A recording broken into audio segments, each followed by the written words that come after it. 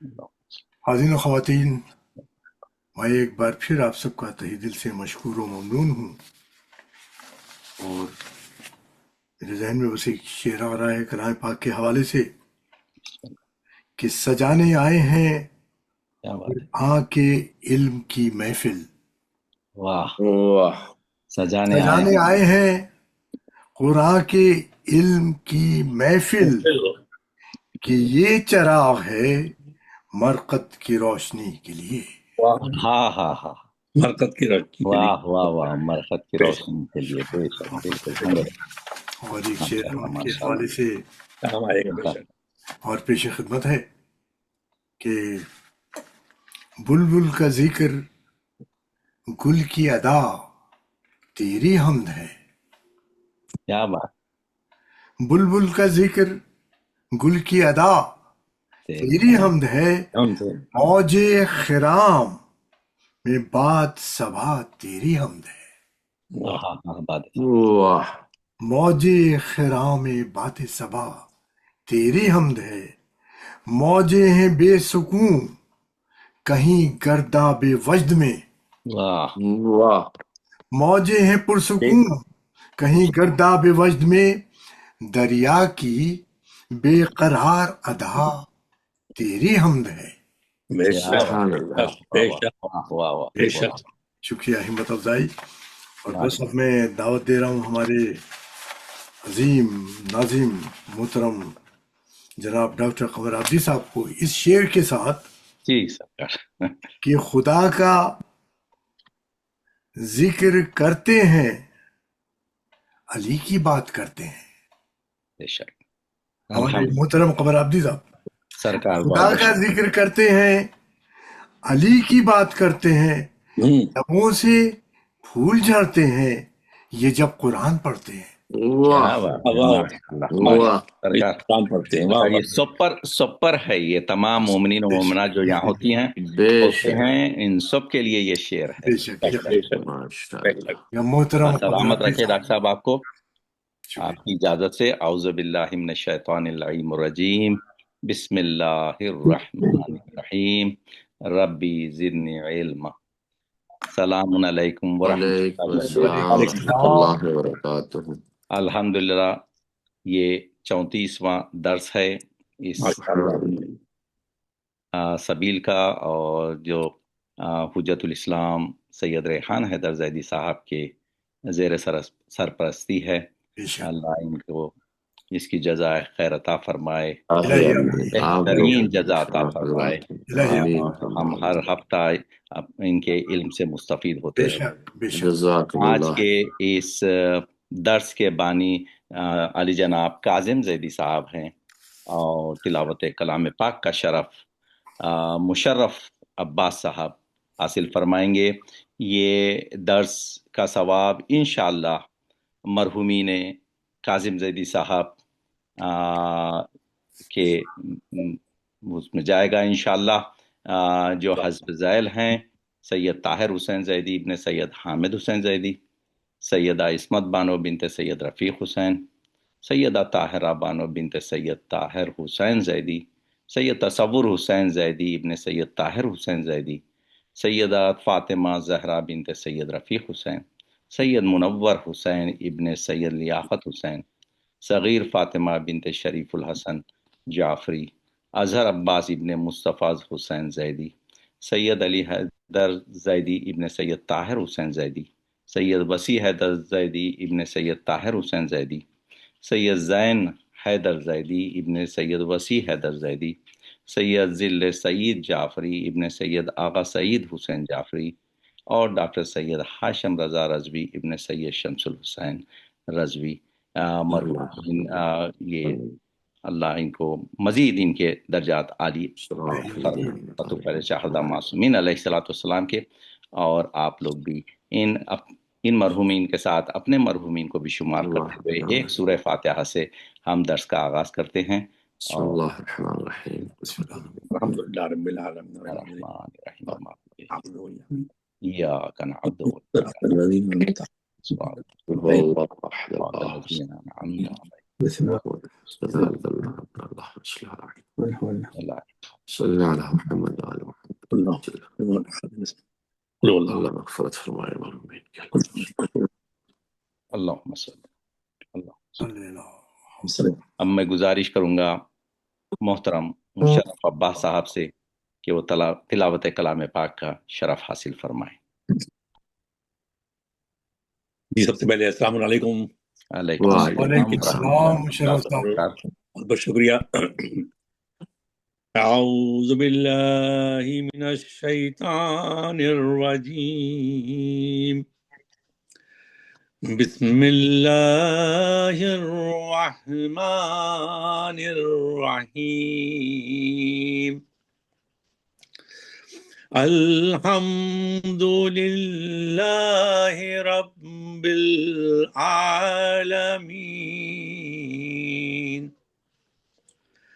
الرحمن الرحیم، مالک یوم الدین، ایاک نعبد و ایاک نستعین، اہدنا الصراط المستقیم، صراط الذین انعمت علیہم غیر المغضوب علیہم ولا الضالین۔ جزاکم صدق اللہ العلی العظیم۔ الحمدللہ۔ ماشاء اللہ جزاکم مشرف صاحب، اللہ بہت سبحان شکریہ اللہ سرکار، سبحان اللہ، ماشاء اللہ ماشاء اللہ، جزاک اللہ جزاک اللہ۔ ماشاء اللہ مزہ آ جزاکم گیا، اللہ خیر مزہ آ گیا، الجزا۔ بہترین آپ نے تلاوت فرمائی۔ اب میں گزارش کروں گا سرکار حجت الاسلام ریحان حیدر زیدی صاحب سے کہ وہ اپنا درس شروع فرمائیں۔ اعوذ باللہ من الشیطان الرجیم، بسم اللہ الرحمن الرحیم، الحمد للہ رب العالمین، صلی اللہ علی محمد وآلہ الطاہرین الذین اذھب اللہ عنہم الرجس وطہرہم تطہیرا۔ اللہم اللہم صلی علی محمد محمد وعلی محمد محمد۔ بارک اللہ لا دائہم اجمعین من لیلنا الى قیام یوم الدین، اما بعد فقد قال اللہ الحکیم، بسم اللہ الرحمن الرحیم، الحمد للہ رب العالمین۔ اعزائے گرامی، ہم شکر گزار ہیں محترم جناب کاظم زیدی صاحب کے کہ انہوں نے آج کی ذمہ داری کو پورا کیا ہے اور ان کے مرحومین کے لیے سورہ فاتحہ کی تلاوت کا شرف حاصل کیا ہے تمام مؤمنین نے۔ اور میں بھی ایک گزارش کروں گا کہ محترم جناب کاظم زیدی صاحب کے جو مرحومین ہیں، جو نام تقریباً 13 نام تھے جو ہمارے ڈاکٹر قمر عبدی صاحب نے لیے، ان کے لیے اور ایک بار سورہ فاتحہ ہو جائے۔ بسم اللہ الرحمن الرحیم، الحمد للہ رب العالمین، الرحمن الرحیم، صراط الذین انعمت علیہم اللہم صل علی محمد وعجل فرجهم اللہم صل علی محمد۔ اللہ کی بارگاہ میں دعا کرتا ہوں پروردگار تمام مرحومین کی مغفرت فرمائے، بالخصوص عالین میں جگہ عطا فرمائے انشاءاللہ تعالی۔ ہماری بحث جو تھی وہ تفسیر قرآن مجید میں سورہ الحمد سے ہے اور مسائل شریعہ میں سجدے کی بحث سے ہے، اور تجوید سے جو ہماری بحث چل رہی تھی تو تجوید کی بحث ہماری جو حروف تھے، جو ورڈز تھے، وہ ختم ہو چکے ہیں اور ان کا ایک ایک کا تلفظ آپ حضرات کی خدمت میں پیش کیا۔ وہ صفات اور ان کی قسمیں ہیں جن کا تعلق عام لوگوں سے نہیں ہے، وہ ایک خاص لوگوں سے ان کے بارے میں گفتگو شنید ہوتی ہے اور بحث ہوتی ہے، لیکن تجوید کی بحث ہماری حروف ہفتے گزشتہ الحمدللہ پائے تکمیل تک پہنچی ہے۔ آج کی بحث میں ہم جو ہے وہ سورہ الحمد کی تفسیر کرتے ہوئے بسم اللہ کی تفسیر کے بعد ہم پہنچے ہیں الحمد للہ رب العالمین۔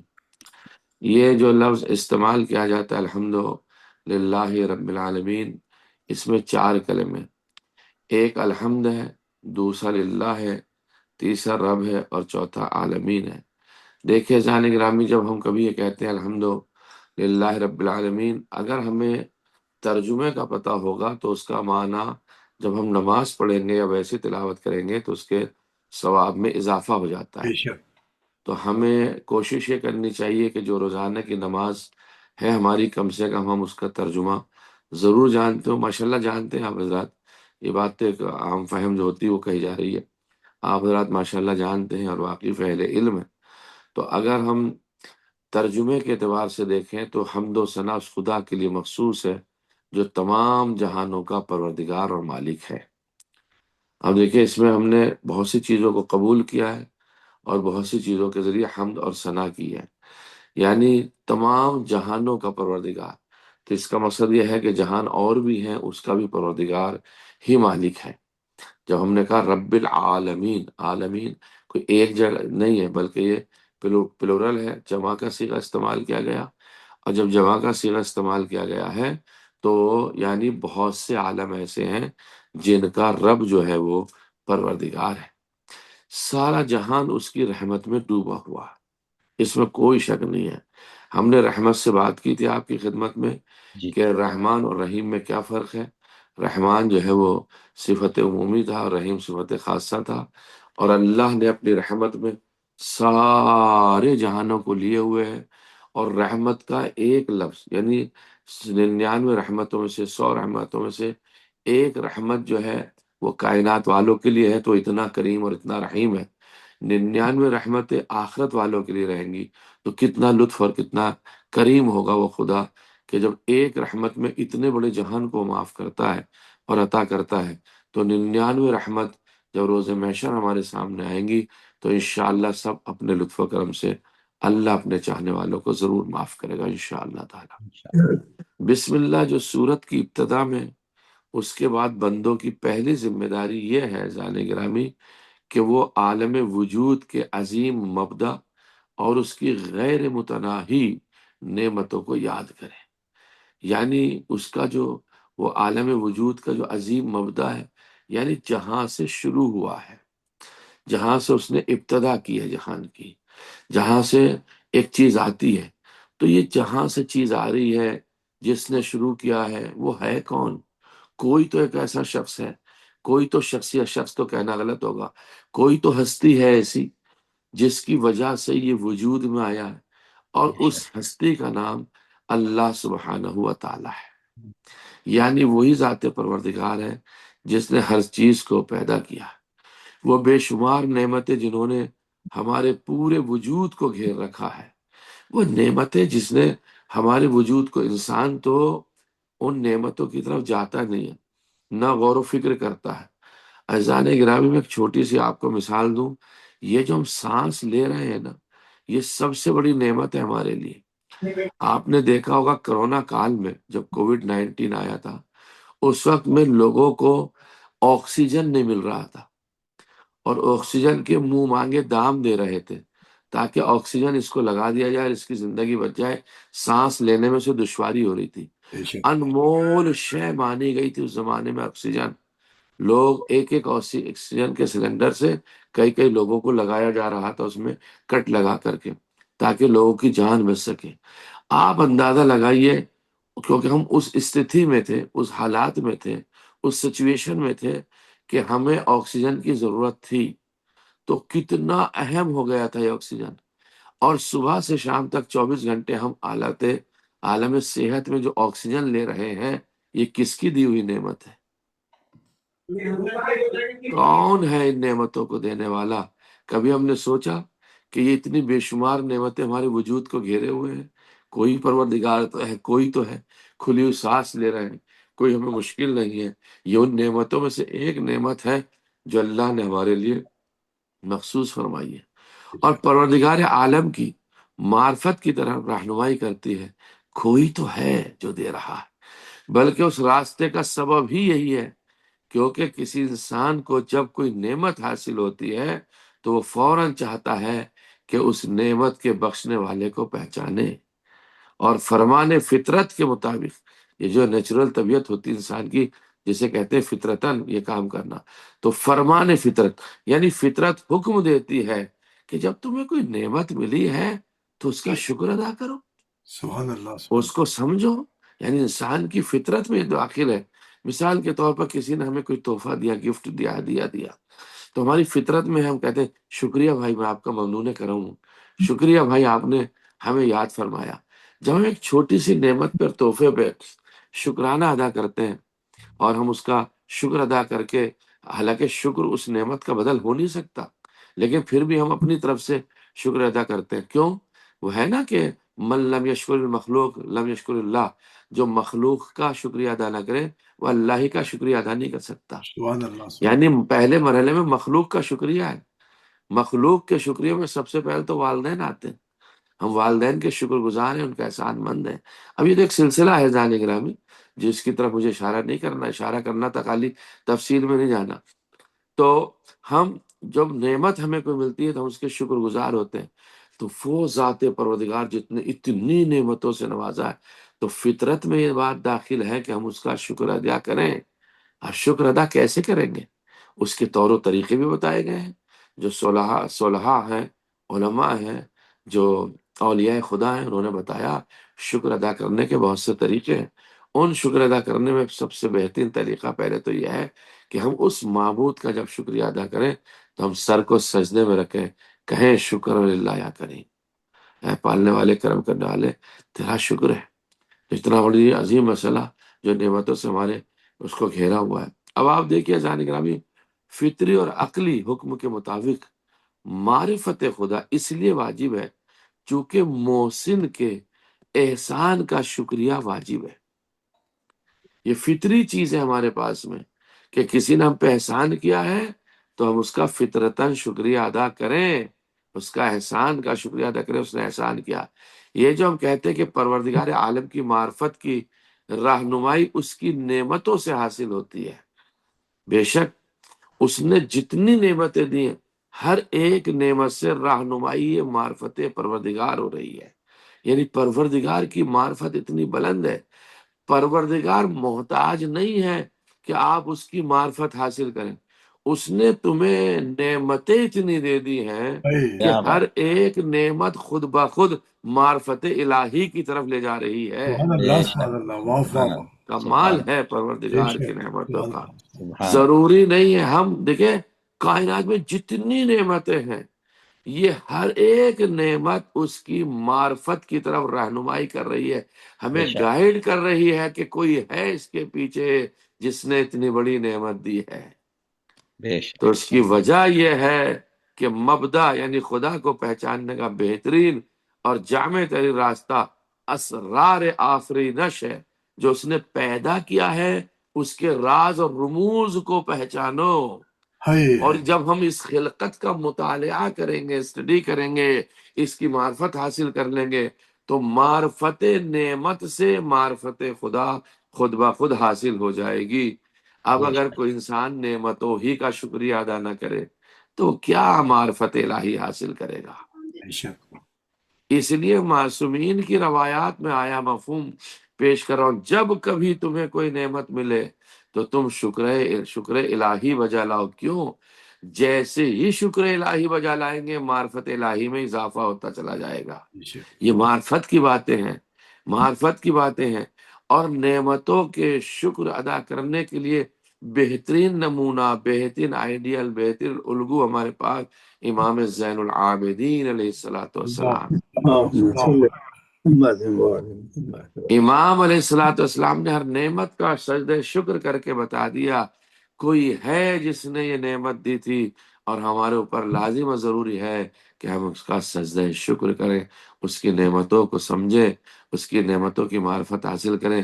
جب نعمتوں کی معرفت حاصل ہوگی عزیزان گرامی تو پھر ہمیں خدا کی معرفت خود بخود حاصل ہو جائے گی۔ بے شک، اور انہی وجوہ کی بنیاد پر سورہ جو یہ فاتح کتاب الحمدللہ رب العالمین سورہ جو آیا ہے، الحمدللہ رب العالمین سے شروع ہی اس لیے کیا گیا ہے ذات پروردگار کے یہاں کہ تم اس مبدا کو، اس ہستی کو پہچانو جو عالمین کا رب ہے۔ ہائے، سب واہ سے پہلے اس عالمین کے واہ رب کی واہ، طرف متوجہ ہو جاؤ۔ تمہیں خلق کیا، تمہیں شیر جیسی نعمت دی، تمہیں چلنے کا سلیقہ سکھایا، تمہیں بلند کیا، تمہیں عقل دی، تمہیں آنکھیں دی، ہاتھ دیے، پیر دیے، یہ جسم کے اندر سے کے باہر کی جو نعمتیں ہیں، تمہیں کھانے کو رزق دیا، باہر کی نعمتیں، چلنے پھرنے کے لیے زمین دی، سانس لینے کے لیے آکسیجن دیا، یہ تمام وہ نعمتیں ہیں۔ یہ تمام نعمتیں پلٹ رہی ہیں، سب کی باز گشت ہے اس حقیقی مبدا کی جانب، اس ہستی کی جانب جو سب کا کریٹ کرنے والا ہے۔ کریٹر وہ ہے، خالق وہ ہے جس کے کریشن کے کارخانے میں ان چیزوں کو کریٹ کیا گیا ہے، سبحان اللہ، سبحان اللہ، خلق کیا گیا ہے۔ ماشاء اللہ، سبحان اللہ، الحمدللہ، شکر اللہ۔ ہر لمحہ ہر پہلو اس کا شکر ادا کریں تو کم ہے۔ اب یہاں پر بات ہوئی کہ وہ سب چیزوں کا خالق ہے، اس نے پیدا کیا ہے، ذات پروردگار ہے، تو ہم نے شروع جو کیا ہے اس کی حمد کرنا، شکر ادا کرنا لفظ حمد کے ذریعے سے کیا۔ بسم اللہ کے بعد سب سے پہلا کلمہ ہم کہتے ہیں الحمدو۔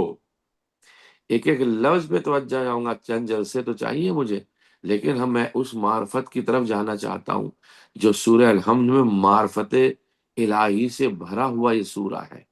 یوں ہی نہیں کہا جو پورا قرآن میں ہے وہ سورہ الحمد میں ہے، یوں نہیں کہا جو پورے سورہ الحمد میں ہے وہ بسم اللہ میں ہے، یوں ہی نہیں کہا جو بسم اللہ ہے وہ بائے بسم اللہ میں ہے، یوں نہیں کہا جو بائے بسم اللہ ہے وہ نقطے میں ہے، یوں نہیں کہا کہ جو نقطے میں ہے وہ میں خود وہ نقطہ ہوں جو بے کے نیچے ہے۔ یعنی کائنات میں بعد از محمد کوئی شخص ہے ہی نہیں ایسا جو معرفت الہی پہ کھرا اترتا ہو۔ ہاں ہاں ہاں، سبحان اللہ، سبحان اللہ، یوں ہی نہیں کہا کہ میں اس مبدا کو، اس ہستی کو جانتا ہوں، اس نقطے کو جانتا ہوں، میں خود نقطہ ہوں، تاکہ پوری کائنات میں بتا دوں سب سے زیادہ ماں سوائے محمد اگر معرفت الہی ہے تو صرف ذات علی ابن ابی طالب علیہ الصلوۃ والسلام کو ہے، اس سے زیادہ حمد کوئی نہیں کر صلی سکتا۔ اللہ محمد۔ ماشاء اللہ، ماشاء اور اللہ، معرفت کا معیار جتنا انسان کا بلند ہوتا ہے اتنا ہی انسان کے سجدوں میں اضافہ ہوتا ہے۔ یوں ہی نہیں شب و روز میں شب و روز میں 1000 نماز ادا کرتے تھے، کیوں؟ معرفت کے اس معیار پر تھے کہ جہاں حمد الہی، جہاں معرفت پروردگار علی ابن ابی طالب کے ایک ایک اعضاء کے جز میں ایسے بھری ہوئی تھی اذان گرامی جیسے یہ پوری دنیا کائنات چیزوں سے بھری ہوئی ہے، بلکہ تو مثال دینے کے لیے۔ اور جس کی معرفت اتنی اعلیٰ ہو کہ وہ یہ کہہ دے کہ میرے سامنے سے آسمانوں کے پردے بھی ہٹا دو گے تو میرے ایمان میں اضافہ نہ ہوگا۔ جس نے دل کی گہرائیوں سے اس کی معرفت کو حاصل کیا تو کیا وہ ہر وقت سجدے میں نہ رہے گا؟ پالنے والے کیا نعمتیں تمہیں دے۔ یہ معرفت کا معیار تھا، اسی لیے ان کے ذریعے سے معرفت پروردگار حاصل ہوتی ہے کہ جب ان کے پاس ایسی معرفت ہے، اللہ اکبر، تو جس کی معرفت ہے وہ کتنا اعلیٰ و عرفہ ہوگا۔ یہ تو پھر بھی مخلوق پروردگار ہیں، وہ تو خالق ہے۔ اللہ اکبر، اللہ اکبر۔ حمد، الحمد سے ہم نے شروع کیا۔ الحمدو، نیک اختیاری کام یا نیک صفت کی تعریف کو عربی زبان میں حمد کہتے ہیں، یعنی اچھائیوں کی حمد کرنا، اپنے اختیار سے حمد کرنا، اسے حمد کہا جاتا ہے۔ میں اختیار ہے مجھے، میں تعریف کر رہا ہوں، اچھی چیزوں کی تعریف کر رہا ہوں، میں چیزوں کو دیکھتا ہوں کہتا ہوں الحمدللہ رب العالمین، سبحان اللہ، یہ ساری چیزیں الحمد میں آتی ہیں، حمد میں آتی ہیں۔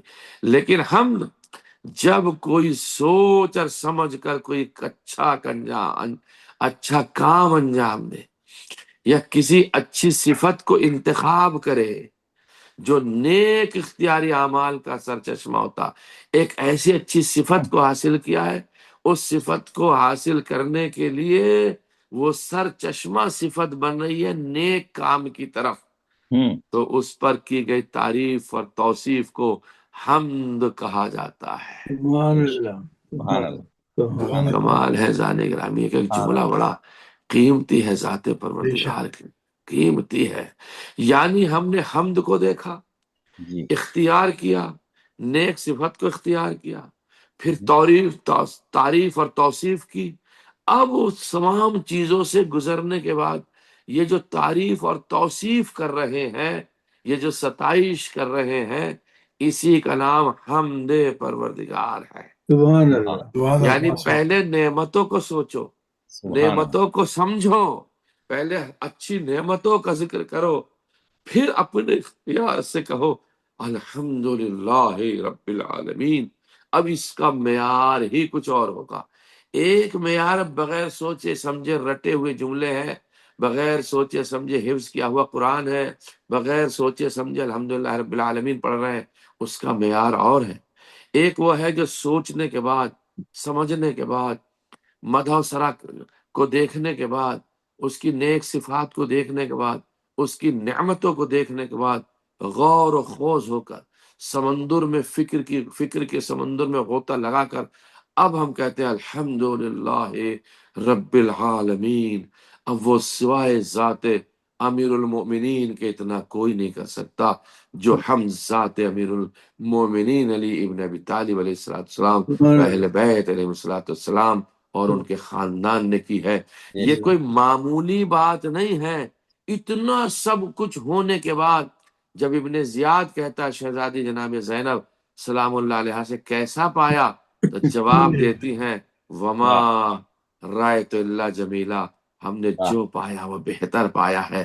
حمد الہی نعمات الہی میں اتنی سرشار تھی، اتنی ڈوبی ہوئی تھی کہ اس مرحلے میں بھی آپ نے حمد پروردگار کو کیا ہے۔ ہاں لوگوں کے حواس ختم ہو جاتے ہیں، بے شک سوچنے کی سمجھنے کی فکر ختم ہو جاتی ہے، ہائے غور و خوض کی فکریں ختم ہو جاتی ہیں۔ ایسے حالات میں جہاں انسان صحیح سے سانس نہیں لے پاتا، ایسی جگہ پر جہاں فکر ختم ہو جاتی ہے، ایسے مرحلے میں آپ ارشاد فرما رہی ہم نے جو دیکھا وہ جمال پروردگار دیکھا ہے۔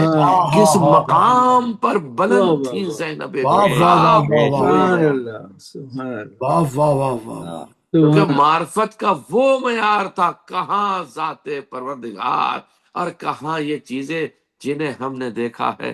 حمد و ثنا ہی صرف تیری ہے اے ذات پروردگار۔ سبحان اللہ سبحان اور اس معرفت نے اور حمد نے ہی حوصلہ دیا ہے، ورنہ خاتون اتنے صدمے برداشت نہیں کرتی، عالم غش میں اگر آ جاتی ہیں تو کوما میں چلی جاتی ہیں، لیکن اللہ نہیں، یہ معرفت حضرت زینب سلام اللہ علیہ تھی جو معرفت پروردگار اتنا آپ کو حوصلہ دے رہی تھی کہ لوگوں کو کہنا پڑا امان از صبر زینب۔ اللہ اکبر آل معرفت کا معیار ہے، کمال ہے، یہ مدح حمدہ کیا ہے، بات یہ کیا حمد پروردگار ہے ذات گرامی۔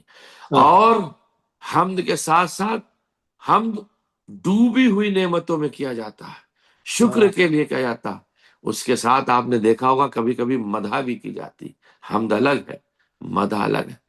مدح کا معنی ہے ہر قسم کی تعریف کرنا، وہ کسی اختیاری کام کے مقابلے میں ہو یا غیر اختیاری کام کے مقابلے میں۔ مثلا اگر ہم کسی قیمتی موتی کی تعریف کریں تو عرب میں اسے مدح کہتے ہیں، لیکن ہم غور و فکر کرنے کے بعد ہم مدح کریں گے تو وہ مدح نہیں، وہ حمد ہو جائے گی۔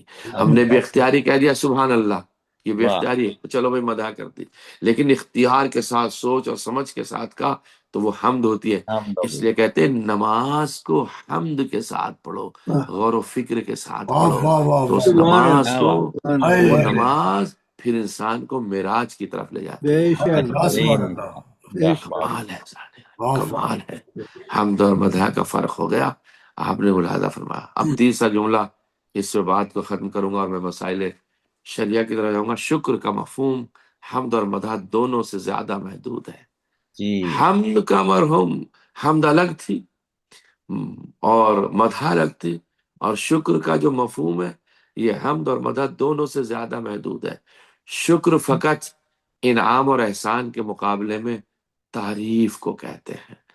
آپ نے ایک نعمت دے دی مجھے، میں نے کہا بھائی شکریہ، بات ختم ہو گئی۔ آپ نے راستہ بتا دیا، آپ نے کہا شکریہ بھائی، بات ختم ہوتی۔ بس جتنا راستہ تھا وہاں تک کے لیے شکر ادا کر دیا، لیکن جب حمد کر رہے تھے تو حمد کرنے میں لامتناہی چیزیں تھیں۔ کاش میں اپنی بات کو واضح کر واہ دوں واہ آپ کی واہ خدمت واہ میں۔ واہ شکر محدود تھا، بے شک حمد لامتناہی تھی۔ اس میں حمد ہو، اس کی توصیف، اس کی صفات ختم ہونے والی نہیں ہے۔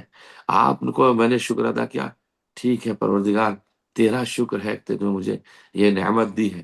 اللہ کی دی ہوئی نعمت بھی تو ایک دن ختم ہو جائے گی نا.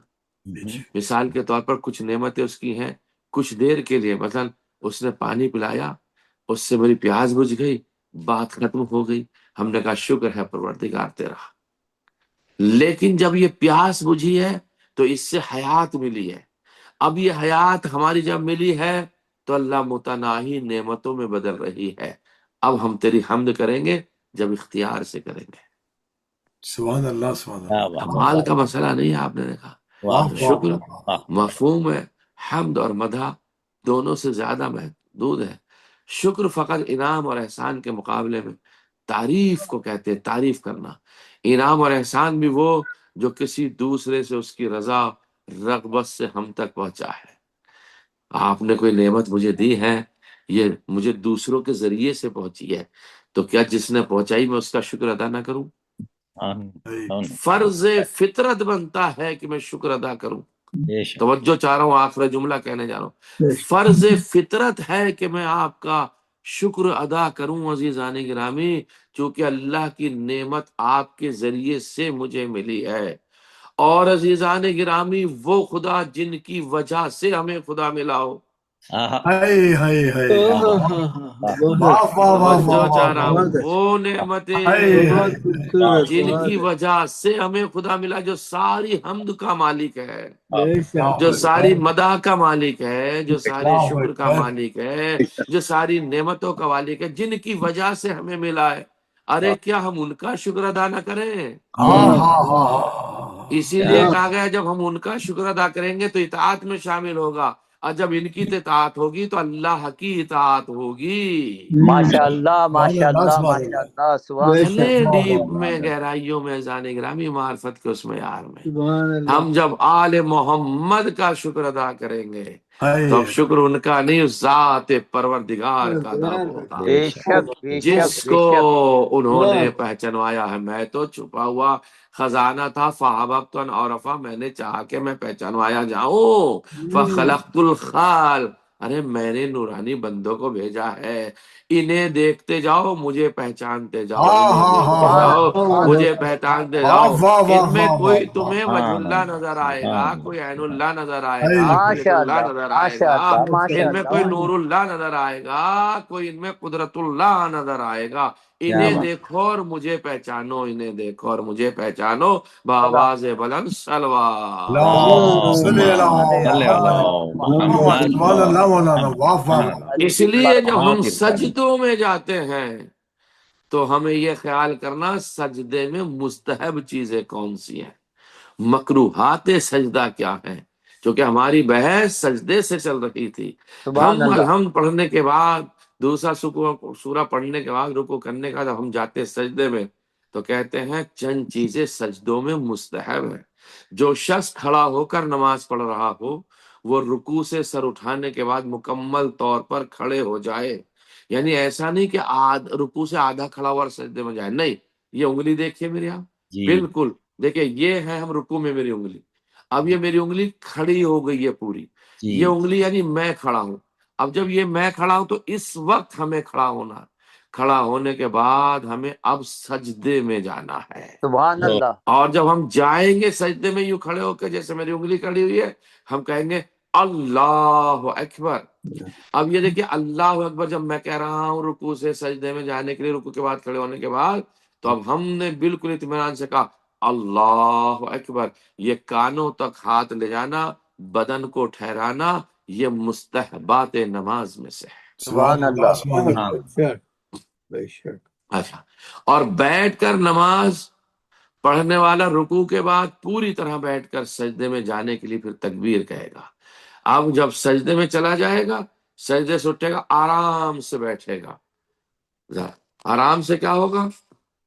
آرام سے بیٹھے گا.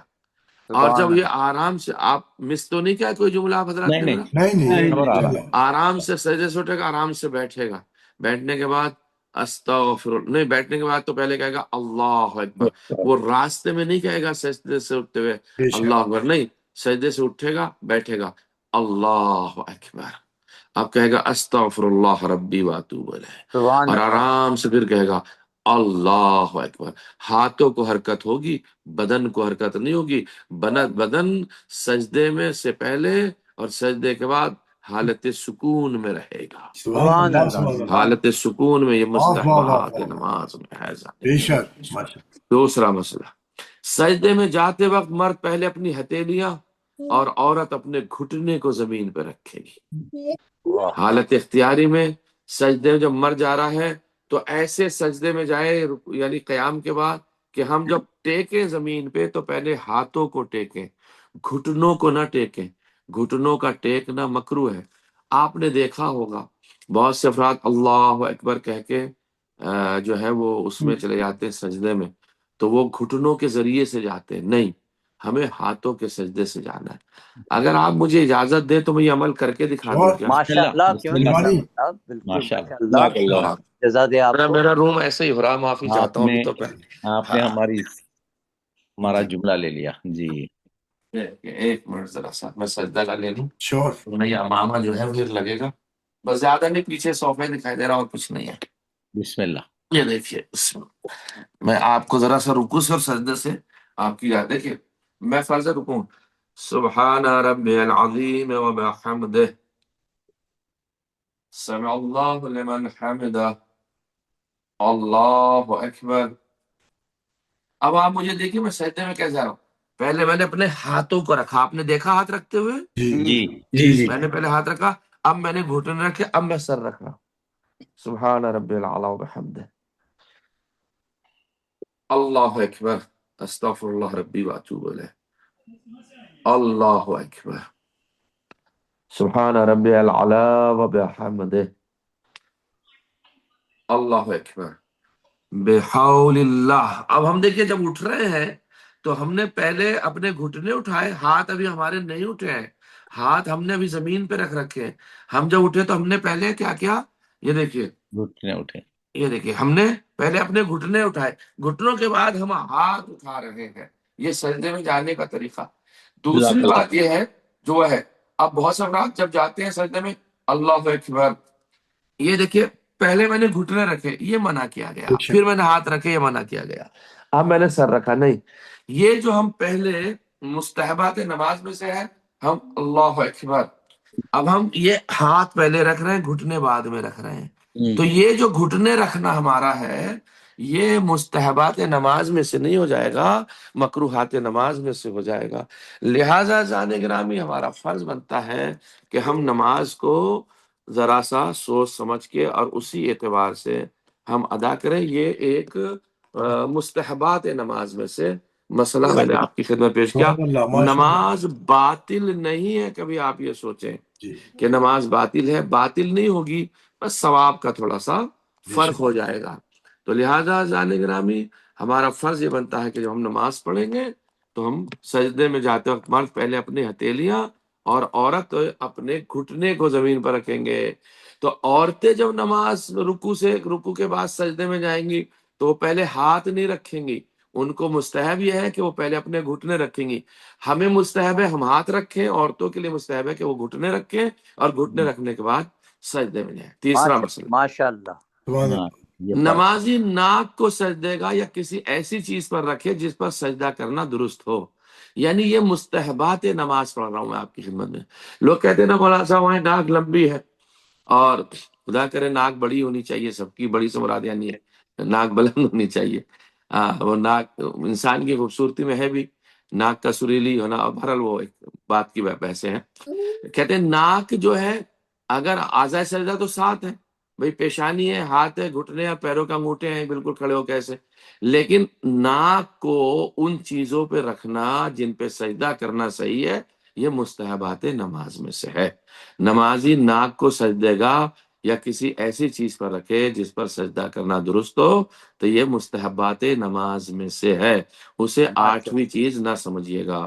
چوتھا مسئلہ، نمازی سجدے کی حالت میں ہاتھ کی انگلیوں کو ملا کر کانوں کے پاس اس طرح رکھے، کانوں کے پاس، یعنی جب ہم سجدہ کر رہے ہیں نا تو انگلیاں ملی ہوئی ہماری ہونی چاہیے اور یہ اس طریقے سے ہونی چاہیے، کانوں سے ملی نہیں، یعنی ایسے ہونی چاہیے. یہ دیکھیے بالکل یہ اس طریقے سے، یعنی مطلب بہت سے سینے کے پاس رکھتے ہیں، بہت سے آپ نے دیکھا ہوگا سجدگاہ سے آگے اپنے ہاتھوں کو رکھ لیتے ہیں. یہ مستحبات نماز میں نہیں ہے. مستحب نماز میں یہ جہاں کان ہے ہمارے اسی کے برابر میں رکھنا چاہیے تاکہ ہماری نماز میں استحباب بڑھ جائے، ثواب زیادہ. سجدے میں دعا کرے، اللہ تعالیٰ سے طلب حاجت کرے، یعنی حاجت طلب کرے، اور یہ دعا مخصوصاً بتائی گئی ہے معصومین سے، یا خیر المسئولین و یا خیر المعطین ارزقنی وارزق عیالی من فضلک فإنک ذو الفضل العظیم. اے سب میں بہتر جن سے کہ مانگا جاتا ہے اور ان سب سے برتر جو عطا کرتے ہیں، مجھے اور میرے عیال کو اپنے فضل و کرم سے رزق عطا فرما، کیونکہ تو ہی فضل و عظیم ہے، تو ہی صاحب فضل ہے، تو ہی صاحب عظیم ہے. آمین. والحمد للہ رب العالمین وصلی اللہ علی محمد وعلی محمد. اب کے وقت کا خاص خیال رکھتا ہوں، معذرت چاہتا ہوں 2-4 منٹ اگر ہو جائے تو، آپ کا ٹائم لیکن بہرحال کوئی بات الحمد للہ رب العالمین. کوئی مسئلہ ہو تو بسم اللہ. کوئی سوالات سرکار؟ بسم جی اللہ. حضور چھوٹے چھوٹے سوال ہیں. جی ایک تو یہ کہ ایک صاحب نے ہے پوچھا کہ جی. کیا ہم شکرن للہ کہنا صحیح ہے یا شکر الحمدللہ کہنا واجب ہے؟ دونوں کہہ سکتے ہیں. دونوں کہہ سکتے ہیں. ہاں، بہت بہتر. سجدے میں تو شکرن شکرن شکرن بھی کہہ سکتے ہیں کیونکہ ہم اس کا شکر ادا کر رہے ہیں. بے شک شکرن للہ بھی کہہ سکتے ہیں، اللہ کے لیے شکر کر بے رہا شک ہوں. بے شک. شکرن الحمدللہ بھی کہہ سکتے ہیں، یعنی شکر واضح. ہم دونوں کر رہا ہوں. جی بالکل کر اور سکتے. دوسرا سوال حضور ایک محترمہ نے پوچھا ہے، حالانکہ سمپل سی بات ہے، کہ کنڈے کہاں سے شروع ہوئے؟ کیا کنڈے یہاں ہمارے ہندوستان میں ہی شروع ہوئے یا وہاں سے آئے؟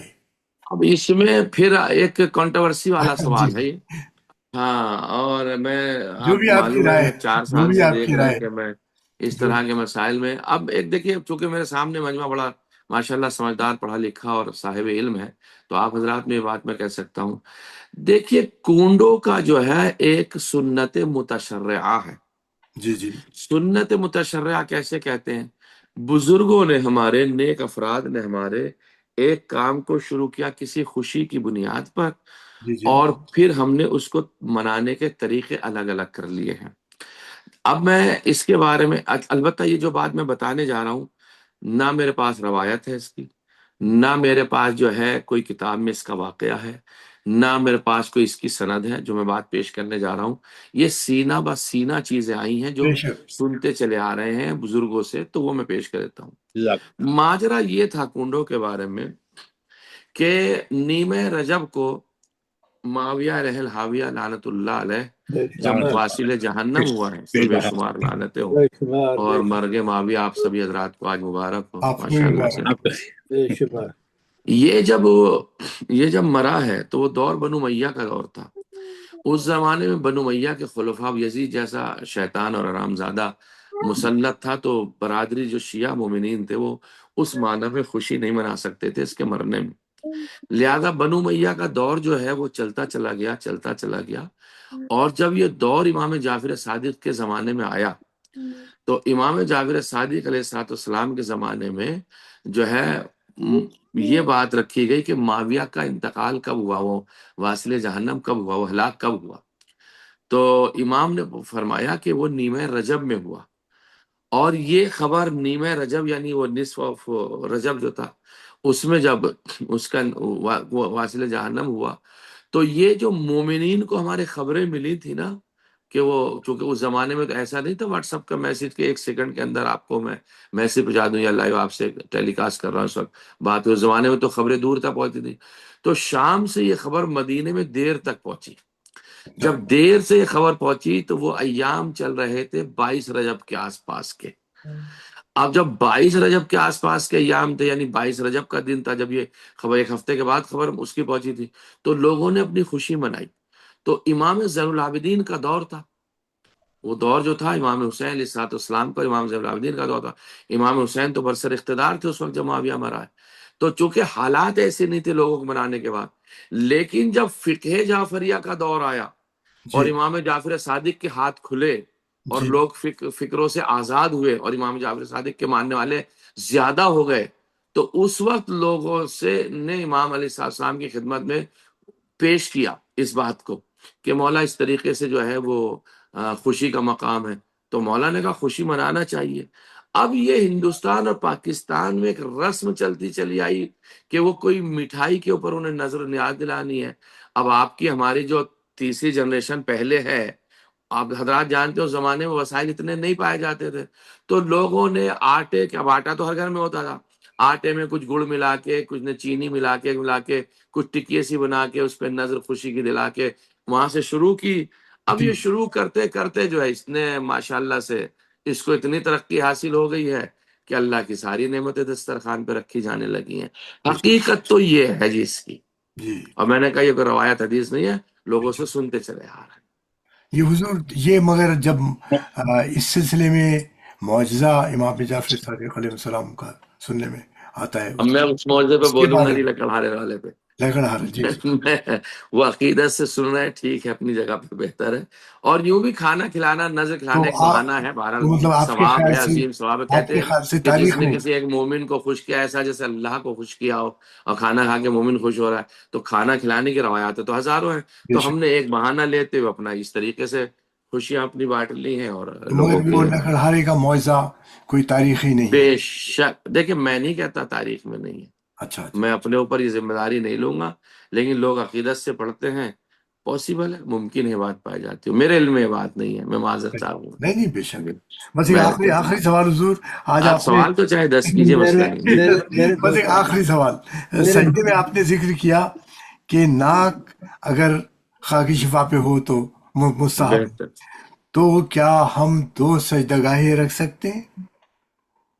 ہاں رکھ سکتے ہیں. جی جی، بس اسی لیے تو کہا گیا 2 سجدہ رکھ سکتے ہیں. شکریہ، بس یہ بس تو مستحب ہے نا ناک کا اس میں رکھنا، بڑی مہربانی، تو ہم 2 سجدہ رکھ سکتے ہیں، یا بہت چھوٹا بہت سا کوئی مہربانی، ٹکڑا رکھتے ہیں لکڑی کا، پتے کا.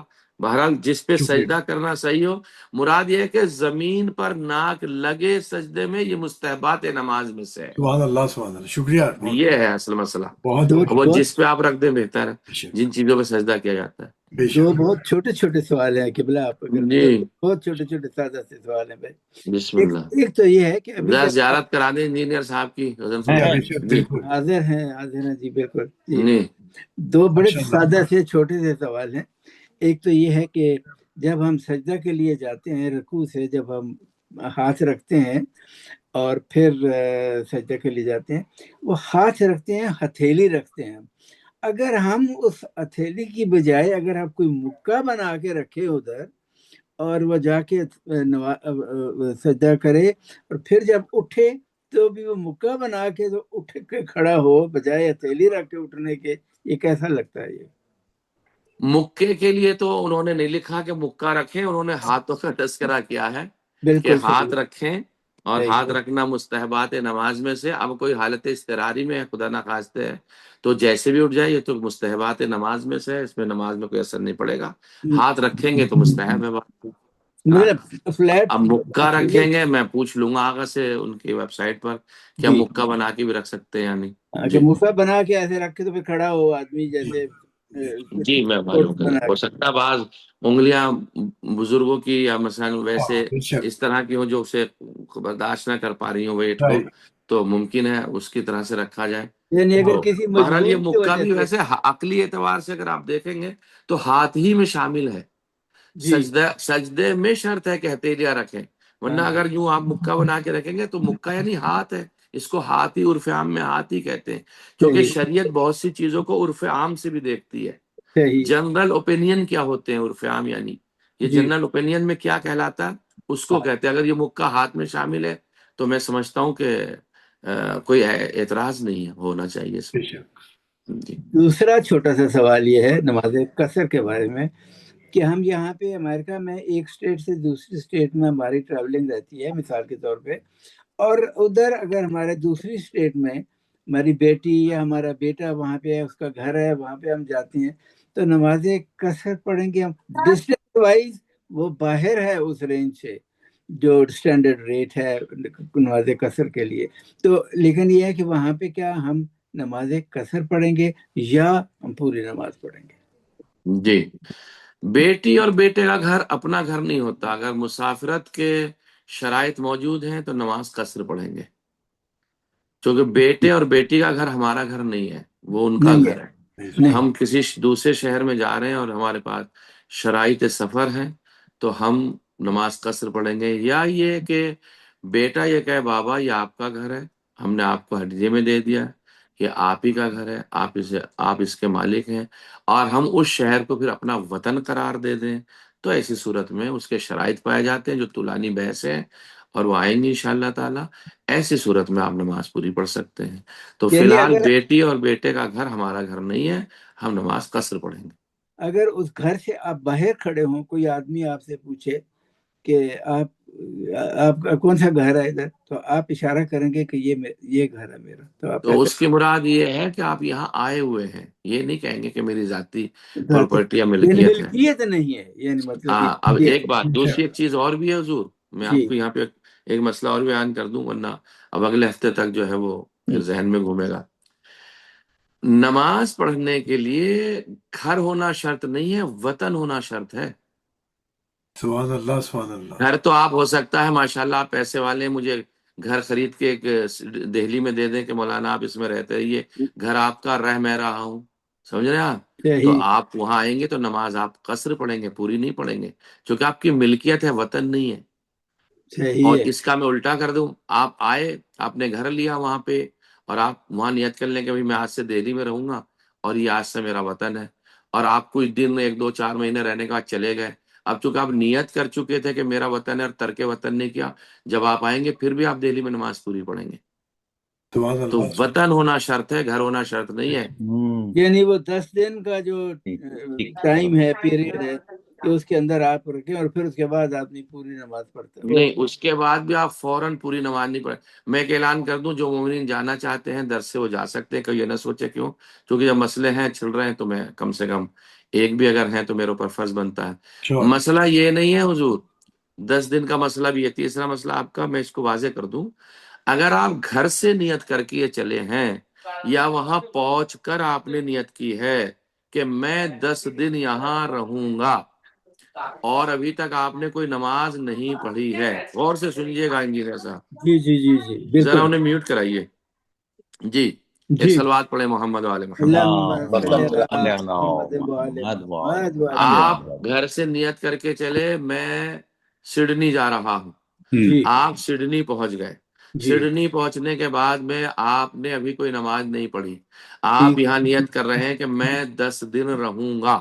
ٹھیک اب آپ جو پہلی نماز پڑھ لیں، فرض کرو ظہر کی نماز ٹھیک یا عصر کی نماز، اور ٹھیک آپ نے وہ نماز پڑھ لی، اب آپ جتنے دن یہاں رہیں گے آپ نماز پوری پڑھیں گے، چاہے آپ 1 دن ہی رہیں۔ ٹھیک ہاں، ٹھیک پہلے سے نیت 10 دن کی تھی، 4 رکعتی نماز پڑھ لی ہے، اب ہمارا یہ 10 دن وطن ہو گیا، ہم پوری نماز پڑھتے رہیں گے، چاہے صحیح ہم، ہاں تھوڑی دیر بعد نیوز آ جائے کہ بھائی مجھے جانا، تو اب چاہے آپ چلے جائیں لیکن نماز پوری پڑھیں گے، نماز پڑھنے کے بالکل بعد۔ ایک بالکل مسئلہ، دوسرا مسئلہ اس میں نماز قصر میں جناب یہ ہے کہ آپ کو معلوم ہی نہیں کہ آپ جو ہے کسی شہر جا رہے ہیں، کتنے دن رہیں گے، آپ رہتے رہے، رہتے رہیے، 1 دن 2 دن 10 دن، ابھی آپ کو پتہ نہیں 11واں دن آ گیا، 12واں دن آ گیا، 13واں دن آ گیا، یہاں تک کہ آپ 30 دن رہ لیے، آپ کو پتہ ہی نہ چلا، 30 دن تک آپ نماز قصر پڑھیں گے، کیونکہ آپ نے رہنے کی نیت نہیں کی تھی۔ 30واں دن جب مکمل ہو جائے گا، اس کی جو مغربین کی نماز ہے وہ پوری پڑھیں گے، مسائل بڑے طولانی ہیں، اس کی جی نماز آپ پوری پڑھیں گے۔ لیکن اگر آپ رہتے رہتے، آپ 1 دن رہے، 2 دن، آپ نے نیت نہیں کتنے دن رہے، لیکن رہتے رہتے آپ نے نیت کر لی یار بھائی آج سے تو مجھے 10 دن یہاں رہنا ہے، تو اب جی چونکہ آپ نے نیت کر لی ہے 10 دن رہنا، 2 دن رہنے کے بعد، 1 دن رہنے کے بعد، 3 دن رہنے کے بعد نیت کر لی مجھے آج سے 10 دن رہنا ہے، اب وہ آپ نماز پوری شروع کر دیں گے، آپ کو پوری پڑھنی ہے۔ سبحان اللہ، آگے سبحان اللہ۔ سبحان اللہ، بالکل صحیح، جی، ماشاءاللہ بالکل صحیح، ماشاءاللہ۔ بہت شکریہ شکریہ، آپ کی تائید اور بہت تصدیق کا، جزاکم اللہ، بہت شکریہ عزیزہ، مہربانی۔ بہت مہربانی، بہت کیا جی مو- بہت یہ شکریہ۔ مولانا بالکل صحیح شبیر، کا مطلب تو کچھ اور ہی بیان کر رہا ہے حضور۔ نہیں نہیں نہیں نہیں، بالکل نہیں۔ نہیں مولانا ایسا مطلب شبیر رضوی صاحب بھی ہیں، وہ سوال ماشاء چاہتے ہیں اللہ ماشاء اللہ، جی بہت بسم اللہ، اللہم صلی علی محمد۔ سرکار آپ بسم جی اللہ۔ بسم اللہ۔ بہت شکریہ۔ السلام علیکم مولانا، علیکم السلام بھائی، کیسے ہیں میرا آپ؟ نام شبیر ہے، تو جی ایک شبیر چھوٹا بھائی، سا سوال ہے آپ سے. ارشاد ماشاءاللہ آپ تو مولا کے ذاکر ہیں. بے شک. آپ جو ہے پچھلے درس میں یہ جی بتائے تھے کہ انگور کی جو بیل ہے اس کے پتوں پہ جب سوکھ جی جاتے ہیں تو سجدہ کر سکتے، رائٹ؟ جی تو میرے ذہن میں ایک بات یہ آئی کہ سوکریٹس جو تھا وہ بڑا فلسفی تھا، جی. تو اس کے تعارف سے لکھا ہے کہ وہ جو ہے لیکن میں آپ کی بات کاٹتے ایک بات کہہ دوں، جی یہ وہاں ہے جہاں انگور کے پتے نہ کھائے جاتے ہوں. اچھا اگر کھائے جائیں گے تو سجدہ سوکھنے پہ بھی نہیں ہے. اچھا واہ. اگر یہ جملہ مس رہ ہو گیا ہو تو میں معذرت چاہتا ہوں. نہیں کوئی بات. ہاں تو یہ تو جو ہے کسی نے اس کو جو ہے صحرائی گھاس پہ گزارا کرتے ہوئے دیکھ لیا. تو جی میرا کوشچن یہ نہیں ہے کہ وہ جو سوال جواب جو دونوں میں ہوا، جی بس جناب. یہ پوچھنا تھا آپ سے کہ جو صحرائی گھاس کے سلسلے میں آپ کا کیا خیال ہے کہ جی کب یہ حالت، ہم کس حالت میں اس پہ سجدہ کر سکتے ہیں؟ جی میں اس بات کو ایک مثال کے ذریعے سے پیش کرنا چاہوں گا. جی فرض کرو اگر کوئی انسان حالت بھوک سے مرنے کے اس میں ہے، یعنی مرنے جا رہا ہے اور اس کے پاس کچھ کھانے کے لیے کوئی چیز نہیں ہے، تو جو نجس اشیاء ہیں ان کا کھانا بھی جان بچانے کے لیے اس وقت جائز ہے بے شک. حالت اضطراری میں. صحیح. اب حالت اضطراری میں وہ چیزیں کھا سکتے ہیں چونکہ جان کا بچانا ضروری ہے. صحیح. اسی طرح سے وہ ایک شخص تھا جو حالت صحرا میں رہا.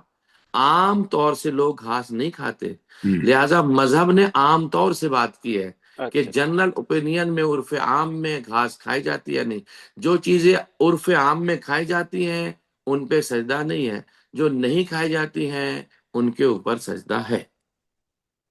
شکریہ مولانا. جی بھائی، یہ عرف عام جزاک کی اللہ، بحث بے ہے. شک. جی جزاک چونکہ وہ تو اللہ. استراری تھی، وہ بیچارے کے پاس کچھ کھانے کو نہیں تھا تو گھاس پھوس کھا رہا تھا.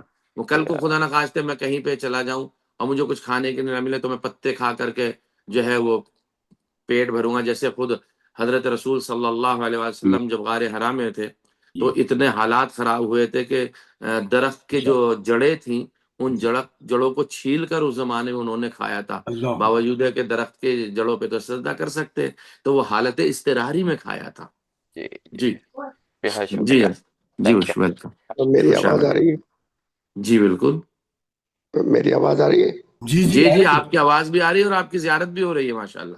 اچھا، نوازش ہے نوازش. ایک جی سوال ہے مولانا صاحب، جی کیا مرتد واجب القتل ہے؟ اگر نہیں تو پھر اس کی کیا سزا ہے؟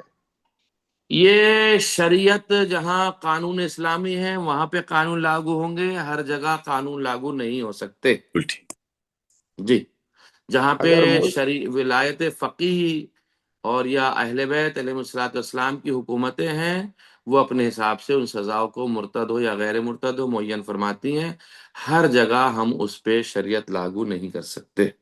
جی اگر اسلامی ملک ہو ظاہر سی بات ہو تو ان کا اپنا قانون ہے، دیتے ہی ہیں وہ لوگ مرتدوں کو یا دوسرے لوگوں کو سزائیں دیتے ہیں.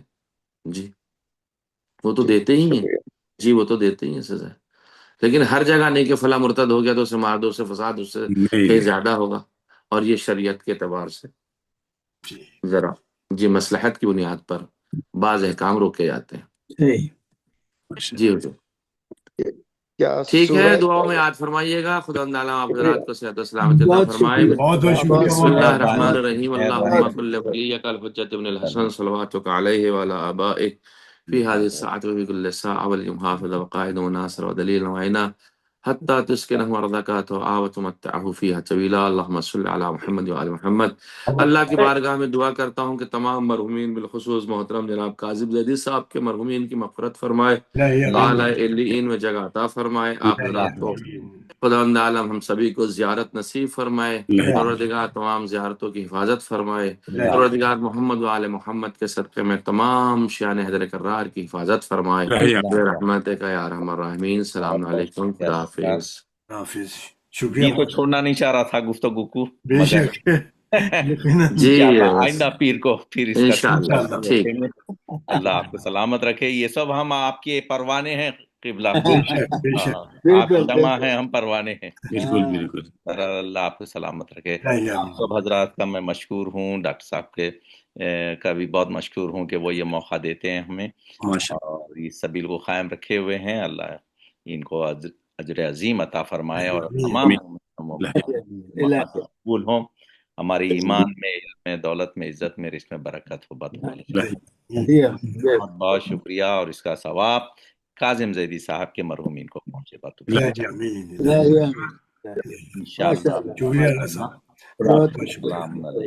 وعلیکم السلام. شب بخیر. شب بخیر. خدا حافظ. السلام علیکم. حافظ. السلام علیکم.